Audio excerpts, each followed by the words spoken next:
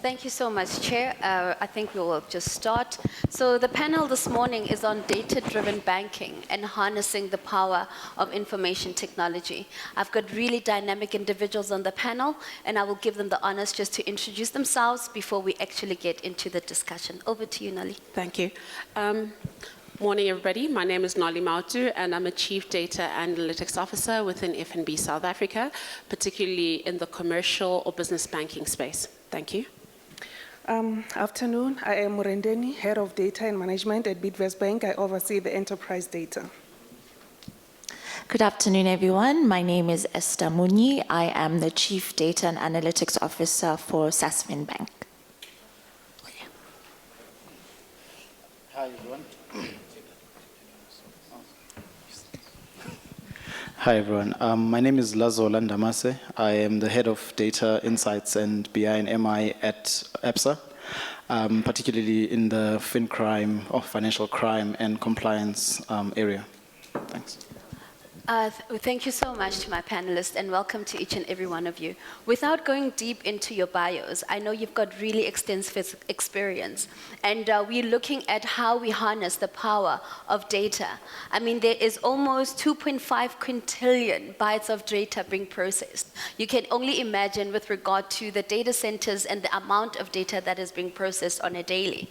But then over and above, there's about 175 zettabytes. Gone are the days of terabytes. Now we're into the zettabyte numbers that are being processed, not just also in the banking sector, but on a broader spectrum. With all of that, I'll start with you, Nali. How then do we harness the power of data? Because there's a lot of information that is out there. What is it that we can do to harness the power so that we can make the customer experience even better? Yeah, thanks, Kgomotso. As you said, we are all inundated with a lot of data, and unfortunately, all of this data, if you do not know what to do with it, just creates a lot of noise. And this, for me, is where business needs to be data-driven. So by being data-driven, that actually means you need to have specific use cases that you actually need to come up with and agree as an organization that will actually then address particularly your customer needs. And based on those use cases, then you can actually then identify your business improvement opportunities, right? From an internal and external perspective. So looking at an internal perspective is what data do you actually have that will help address the problems that we have internally, right? So whether you're looking at automation, process improvement, etc., and then externally, of course, everybody is customer-centric. So you would actually look to see what use cases can we actually come up with that will actually then address the customer centricity conversation. So what are we trying to do? Are we trying to create more hyper-personalized products for our customers, service them better through bots as an example? So those are the type of use cases that you would actually then need to come up with. In that way, that will actually help drown down the noise and, more importantly, allow the organization to be more data-driven and from its decision-making perspective. Thank you so much. Thank you so much, Nali. Murendeni, over to you. You work in an environment that's very dynamic, and you're addressing, for example, a lot of SMMEs. And our colleague Nali just mentioned with regard to customer centricity.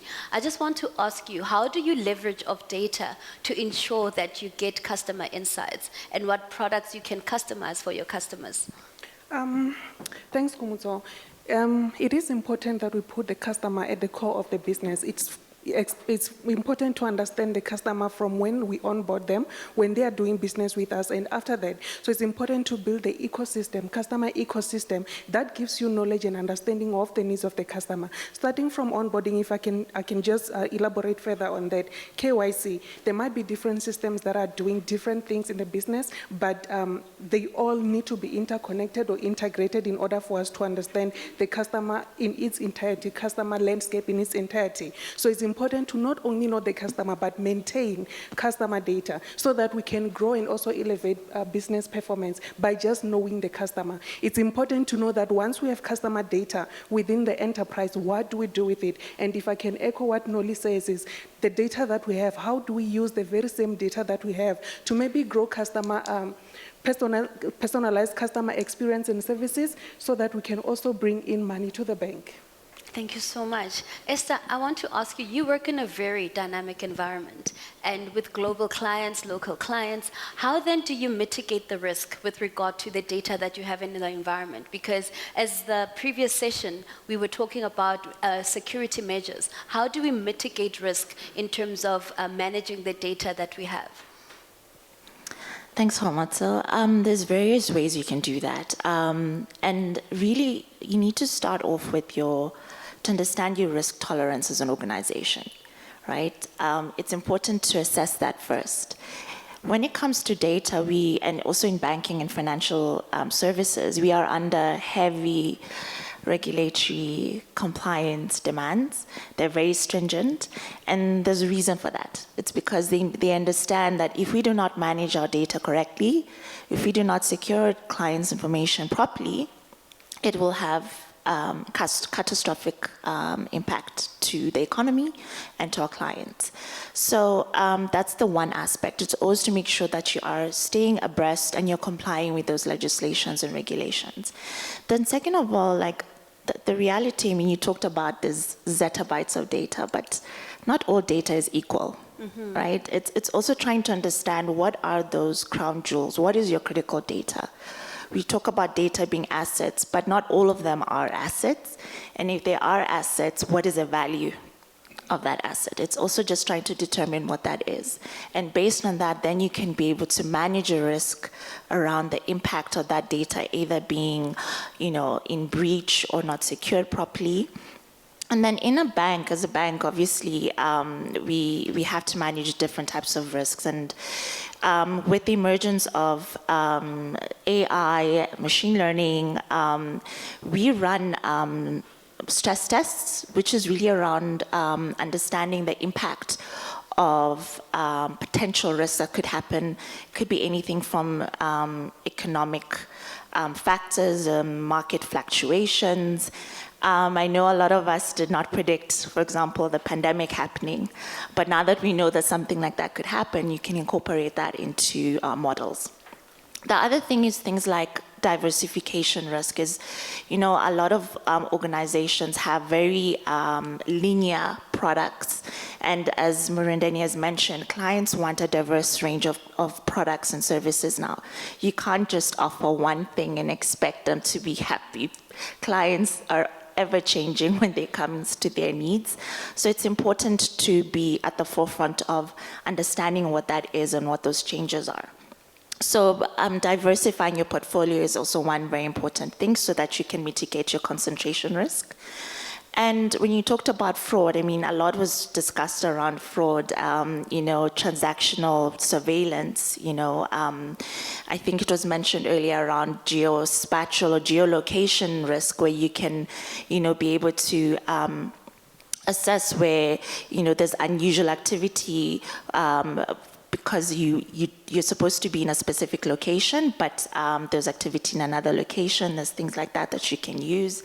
Behavioral analytics, to be able to detect anomalies when it comes to different transactions. There's so much you can do with risk. But at the end of the day, you first have to start with the core of assessing what is important to your organization and to your client from a data perspective. Thank you so much. Thank you so much, Esther. Lazola, in your experience, because you do a lot with regard to predictive analytics, in that environment, how can we harness the power of AI to enable us to predict with regard to what is needed for our clients, but then also for the external and internal environment? What are your thoughts on that? Okay, so like I mentioned, I'm in financial crime, and so a lot of the work that we do within financial crimes is trying to make sure that when a crime does happen, we, number one, potentially anticipated it, or number two, we've got mitigating factors in between. So with predictive analytics, it becomes a bit tricky because you can't necessarily pin down to a fine point that someone is going to do something. So you actually have to make sure that within your models, you do put in some tolerance around, like what Esther mentioned, right, around some of the, where's the guys from the previous gentleman, when I was asking them about type 1 and type 2 errors. Because we do see a lot of that coming through in the financial crime space, whereby falsely we say that someone has done something and yet they have, actually it was a normal transaction. So sort of the data quality then also plays a point there, because with all of the data that you are bringing in, those zettabytes, a portion of them is actually garbage, right? And with that garbage comes implications if you do make them, if you do train models based on them, right? And a lot of biases also sit in these models. So predictive analytics has got a very big issue around biases, because the people developing them have got lots of cognitive biases themselves, let alone the data that is being put into the system. So all of that bias comes through in some of the predictions that it does make.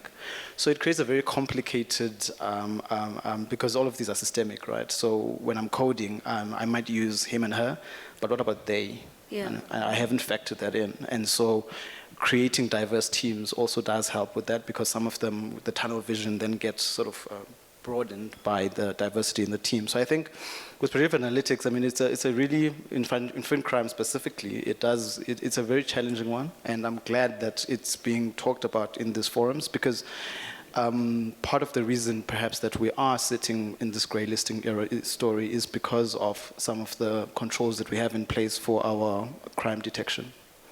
Yeah. Can I add to that, though? One of the use cases that we've actually worked on is AI transaction surveillance. So we're actually monitoring payment transactions in real time to be able to identify anomalies in those payments. So that's actually helping us from a fraud detection / prevention perspective. So I just wanted to add that to your point. Yeah, and the prevention part is actually key here, because I think in a lot of the use cases that I've seen is that when you detect a crime, there always has to be a human element. Even if the AI has sort of correctly, you still need some due diligence done by a human, so that human feedback loop is very important as well in that. So the prevention part, yeah, is very important. I just love the cross-group collaboration, because there are certain elements that you can apply as well as you, Noli. But Murendeni, I just want to come to you. Lazola just indicated with regard to predictive analytics and how you literally can implement it with regard to your out customers. I want to know from your side, what is it that you use to increase customer insights so that you are able to customize? Earlier they mentioned that it's all giggle, garbage in, garbage out. How do you then know to differentiate between the garbage so that you're able to have the right customer insights? First of all, it's important to include data team or data professionals in the process or in the steps of building in the systems. That way we are able to put in controls that can check if we are putting in the data that we need, data quality checks, right at the beginning of ingesting data into the system. While we have that data in the system, there are still controls that we need to do, monitoring on a daily basis to check if indeed the data that we are expecting to receive, we are receiving it. So we build data quality metrics to check on different, is it timeliness, are we receiving that data on time, completeness, is it complete, formatting, and that way we can be sure that we've got good data quality. And that alone is not enough. Like, we're still going to have garbage in the system, but we need human intervention. We still need human to identify through reporting and insight, of course, to say, yes, we've got this data, but does it answer our question? And that is where we get to pick up that maybe we've got data quality issue. And that opens another point where maybe we need to apply patches in the systems that we are using to ingest that data. That alone can also mitigate risk in making sure that the critical data elements that we are receiving is of good quality. If we've got good quality data, we can put in AI and any models on top of that, and we'll be able to derive insight that will drive business value. I love that. I wanted to ask you, Esther, to say, Yes. in terms of mitigating this thing of giggle, and making sure that the processes are in place, what is it that we need to implement so that we can have the right data to have the right impact? Data governance. Governance is important. You have to have governance. And with governance, it's all about, first of all, accountability, right? There's no point of having, data where there's no one who's accountable and responsible and ensuring that that data is of good quality.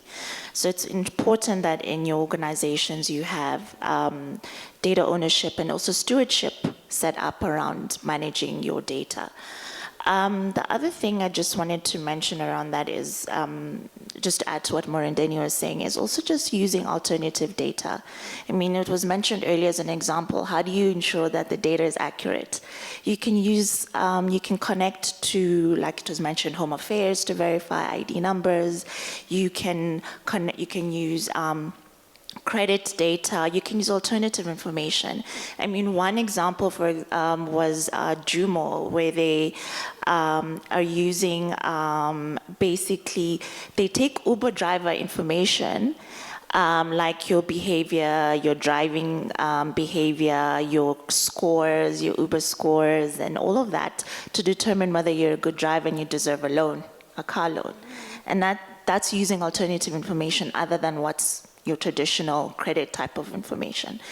And also just in terms of partnering with, your fintechs as well, because they also use a lot of alternative data points, and also they have different credit scoring mechanisms that you can leverage. So it's also not just about using what you have, but also seeing what you can use that is available out externally. Thank you so much. You can add before I go to the question to Nolly. You can go, Lazola. No, I just wanted to just add around the data quality and governance story. It's like it's a sore pleasure, right? It's like, okay, I want it, but I really don't want to go through the pains of it, because it seems like this onerous process. It's like the police, until you need them, they're paying. So that's how people sort of view data governance. But certainly, I mean, if we need our AI models to be as accurate, as non-invasive, or as accurate as we want them to be, we really need to put those guardrails down. And that buy-in should not be a blessing from the C-suite. It should be an ongoing support. It shouldn't be blessing you now, go away and do what you need to do. It should be actively championing the accountability that comes with the data that we put into our systems, because that translates into the real world, and the consequences sometimes are dire. Yeah, you can go, Nolly. Yeah, so what I wanted to add to what Murendeni was actually saying, so one of the things that I think we all can agree on is the marriage between data literacy versus business literacy, right? Mm-hmm. Because now when you're going to come and generate insights, it actually helps that the data teams are well versed in how business actually operates.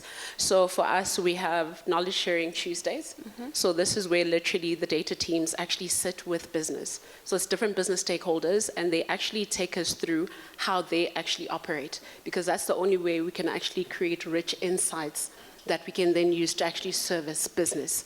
And at the back of that is actually also including them as part of our UAT testing before we actually productionalize any of our models and or dashboards, because that has helped us from a data quality perspective. Because at the end of the day, finance know their numbers. Ops actually knows what's working, not working. The product guys, the growth team or sales team. So for us, that's literally a calendar date in the diary. Every Tuesday is our knowledge sharing Tuesdays, and that kind of has helped us from a data insights, data quality, and governance perspective. I love that, but we have data sources from a myriad of sources. You've got social media, you've got your credit score, you've got a whole lot of information sourcing that determines the customer insight. In your experiences, I mean, you can respond individually or in any other person to say, what is it that you're going to use to make sure that you drive the right customer insight? Because the customer has changed. It's no more the traditional that somebody brings a 3-month bank statement. There's different social behaviors that drive the customer. And in terms of how we market to the customer or how we engage, we need to be very much customer-centric, but there's so many other sources of data that we can harness. How do we literally zone in on that and have a zoned-in view in terms of getting that data so that it actually benefits yourself as well as the customers? All right. So looking at getting third-party data, of course, from a governance perspective, you always have the master data management component and how you actually receive third-party data, whether it's through APIs or other channels, right? And the different integration points. But going back to the customer data, so what we've actually done is we've created merchant insights. So it's actually a merchant insight. I'm going to call it a report, but it's not a report, right? It's a model. And what we did was we actually identified our friendly customers, and we actually used them to help us identify the insights that they actually wanted to see. So the insights in that particular model are both internal and external, includes a lot of external third-party data. So like the 15 friendly clients or customers that were part of the pilot, it then helped us to actually enhance the merchant insights dashboard or report to then say, as an example, this is just an example, please. So we take like a Pick and Pay as an example. Pick and Pay say, okay, for all the shopping centers that they actually have stores in, they actually want to see which other competitors are in that shopping center. How far is actually Spar from them? What are the most bought items in the store that we then link to the basket data from an inventory management perspective? How much shopping centers are going for the retail space, etc. There's a lot of information that we've actually now included by ensuring that the customers are part of the building process of that particular model. That's amazing. Yes, and if I may add into that, like there are models that you can build that that can help us learn the customer behavior. Like for example, building the chain models. You can integrate with external data to say, is it because of the interest rate? And that is just an example. When the interest rate changes or when the charges and fees of another bank increases or decreases, this is how the behavior is to our customers. So how do we manage that? So you get insight by integrating not only to reputable sources, sometimes it can be just social media, like the large data sites that you can pull in through to understand the behavior of the customer. That is so good. Yeah, I just wanted to add, I think there isn't a one-size-fits-all. I think it's also all trial and error. I think when it comes to data and analytics, the nature of it is experimental. Sure. So it's really around trying something and seeing if it works, and then if it doesn't, you move on to the next hypothesis and try that. So I think it's important to try different avenues, and they've mentioned lots of them. The one thing also, it's important to understand the customer journey, you know, and sometimes we're very blinded to the experiences that our clients have with our services and our offerings. So it's very important to also look at that mapping, that client journey mapping, and understanding where are the pain points, where can we add value, how can we improve on the client experience. And then the other thing, like you've mentioned, is predictive modeling, and to try and predict what clients might want, because sometimes clients don't know what they want until they get it, right? So things like real-time marketing, you know, marketing products and offerings to clients in real time when they're engaging with your channels is also one way of seeing how, if they're going to, you know, you're basically just throwing in a worm to see if you can catch a fish, you know, type of thing. And the other thing is around, you know, when it comes to customer segmentation, you know, you can't offer everything to all clients. It's important that you understand which type of customers and clients you want to target. So targeted marketing, targeted offerings, and also creating that, you know, personal experiences based on different channels, different engagement models. You know, we're going into a digital world, but there are clients who don't want to interact digitally. They want to have that human element. So it's important to understand what channels and what type of interactions our clients want. Because it brings me to this closing point when we talk about innovation and collaboration, because I think it's key. As you were indicating in your bank, there are certain elements that you've implemented that the other colleagues in the sector can actually leverage off. So when it comes to innovation and collaboration, how do we best do it so that as we have all this data that is sitting in our different data centers, how then do we make sure that when we innovate, we also push for collaboration? You can go, Lazola. Okay. So I think one of the key things I've said to my executives was we need to have an appetite for change. I think a lot of the times, I mean, we go around saying that we want digital transformation, and with it, by implication, you know, things like AI and machine learning. But the appetite for it is so small that only incremental value is shown rather than substantial value. So I think the appetite needs to be there for innovation, because then it becomes much more easier to sort of suggest things like innovation hubs. I mean, it becomes now a norm to think in that way. But unless if we change our mindsets now, because from the traditional banking perspective to a much more digitized banking transformation, we really need the appetite to be there for change. And change takes time. And that's another thing that the impatience around change, because it moves so quickly, is that by the time you're done, technology has moved on. So you also need to there's a fine balance between knowing that change takes time and also the fact that you mustn't be left behind. I think is one way of tackling that.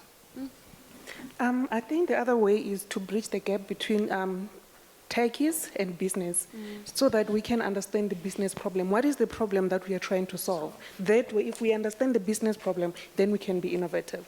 Okay. I agree with everything everybody has said, especially around the change culture, right? It's about having a change culture. I'm a big believer that you cannot be innovative if you don't have diverse people in your organization, diverse ways of thinking. So for me, a big component of that, of innovation, is diversity. So I'm a big advocate for that. And also I think, we have a huge challenge at the moment when it comes to skills shortage, particularly in tech and data. We're all poaching from one another. Please stop poaching from me. And it's becoming a crisis. And I think it's important that we find a way from an educational perspective to drive, an appetite for also people to get into this field. And it's not just at university level, all the way from high school. We need to create awareness around this type of skills.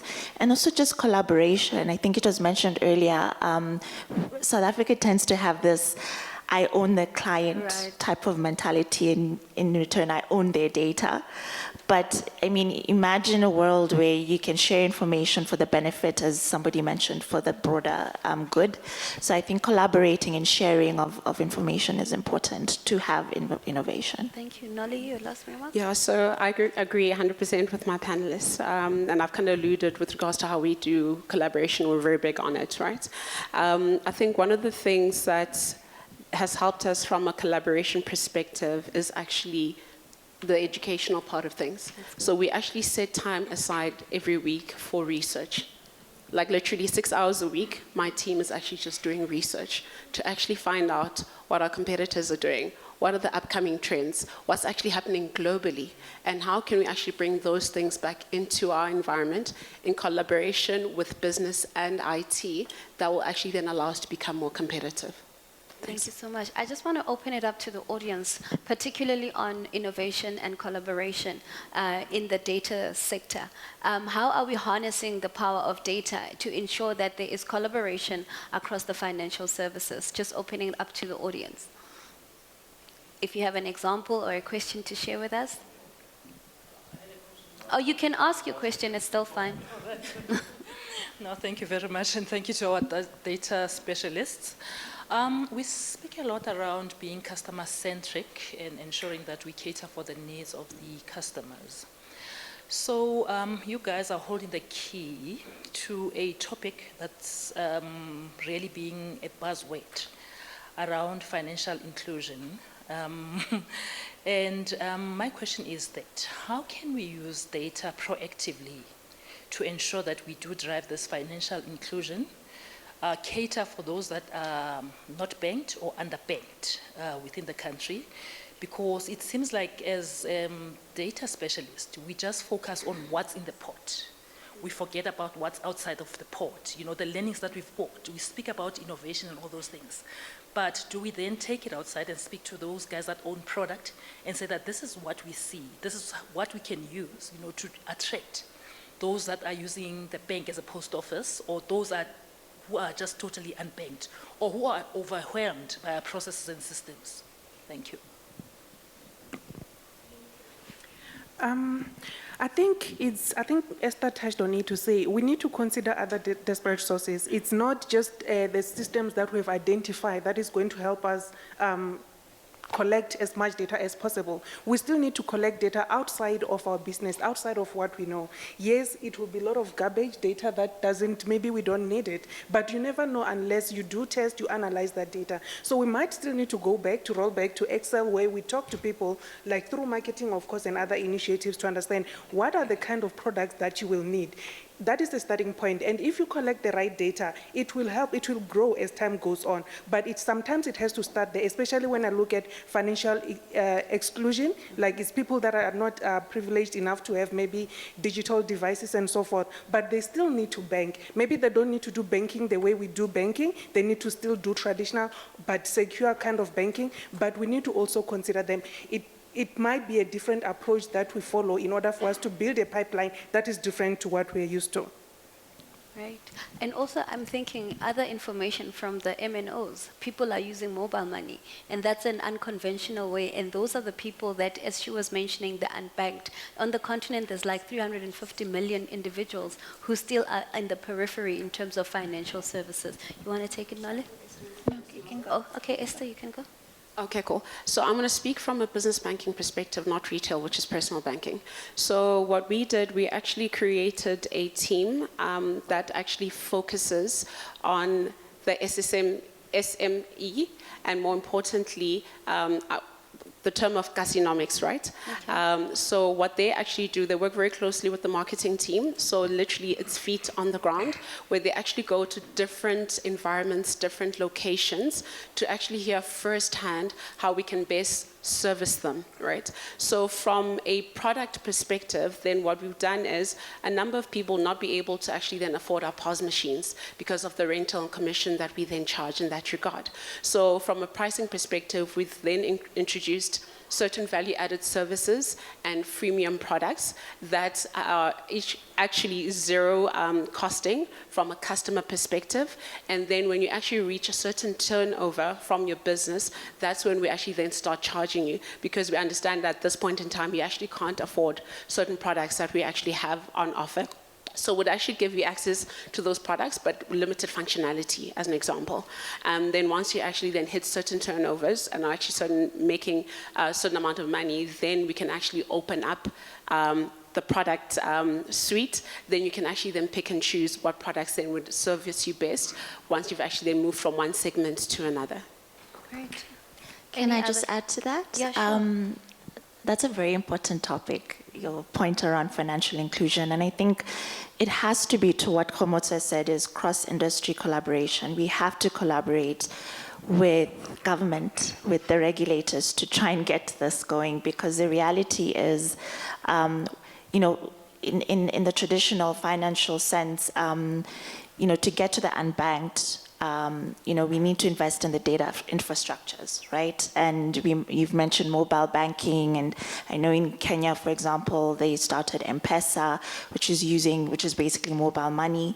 And the reality is, with emerging technology, there's things like embedded finance now, where you can have buy now, pay later, like with what PayFast is doing, where you can now have, you know, perhaps in future be able to order your Uber or Uber Eats and on a loan. Right, so the reality is, if we, as in financial services, and if we do not get on the bandwagon, we will be left behind. So I think there's a reality of also, we need to be aware of that. It's not fear, but the reality is we will get left behind if we don't get on that bandwagon. So I do believe we need to collaborate. Yeah. Right. Any other question before we close? Yeah, sorry, I've got a few questions actually, but I'll try and bundle it into one. First of all, thank you very much for the insights. I think the fact that we have 4 ladies and 1 gentleman shows who is the more intelligent of the sexes anyways.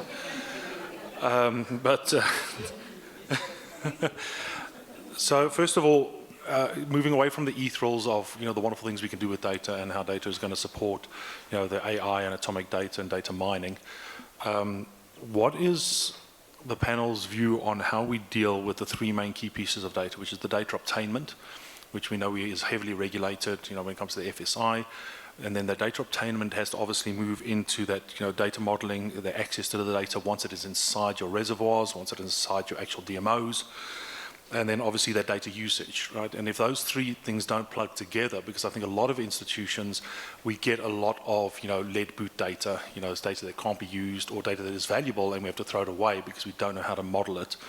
And more importantly, we don't know how to use it once we actually have it modeled. So would really like to know, you know, the panel's view on how that systemic on the ground issue that I think plagues a lot of organizations can be dealt with better. Okay, I think that touches on data governance. Like before we collect data, we need to know how we are going to govern that data. So when it comes to retention, archiving, and yes, we need to agree with business, also with customers. When they sign that consent, they allow us to use their data for specific reason. But in terms of retaining data or archiving data, we need to store that data for the duration of service to the customer. And that is the agreement that is regulated and also agreed with by business and the customer. And then your second question on how do we model it? Obviously, our data model needs to also build in the control to say, because this data is only used for a certain period of time, after such period, we do regular checks and monitors to see, does that date control still within the range we agreed with the customer and regulator? If it does, then we keep it, but anything outside that, we need to dispose it or archive it. Okay. I think I've got a different sort of view. I agree with the data governance, and you know, because it helps us with our controls. But I certainly think that I even hate the word data-driven. I usually say it's value-driven, because what your end goal is that you want to create value. Now, if you want to create value, you need to know what you're sort of gunning for.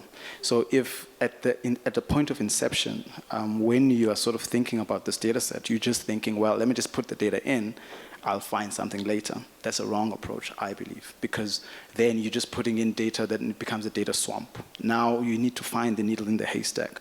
You should first start with the end in mind, the analytic that you actually want, the metric that you want to measure, or the risk that you want to mitigate, and then work your way backwards and say, okay, what type of data then do I bring in to make sure, number one, it's modelable?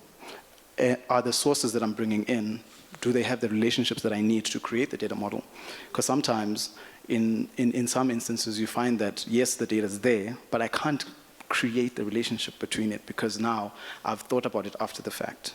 So I do think that thinking about the use cases that will provide you value first before you get into the data strategy part is important. And even in the data strategy part, I always think of it as an analytics strategy, because you're trying to provide analytics as an end result, and therefore you should be thinking in that sense. So I really am for thinking about use cases first, or being a use case driven strategy rather than a, put and the analytics will come or make themselves. Yeah, it really does become difficult. Thank you very much.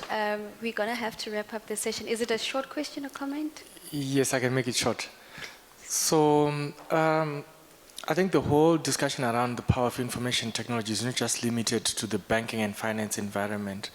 And I want to drive from what Esther mentioned around M-Pesa and the fact that we see quite a lot of other industries now beginning to delve into financial services because of that power in information technology. So we see Edgar's, PEP, and all these sorts of institutions now, issuing loans, credit, and stuff like that. So my question then is, to what extent can we influence that which we believe is our space, and probably how do we protect the financial services environment from financial services players and against non-financial services players who've got evidently access to all this information, data, and AI technologies that we also can access?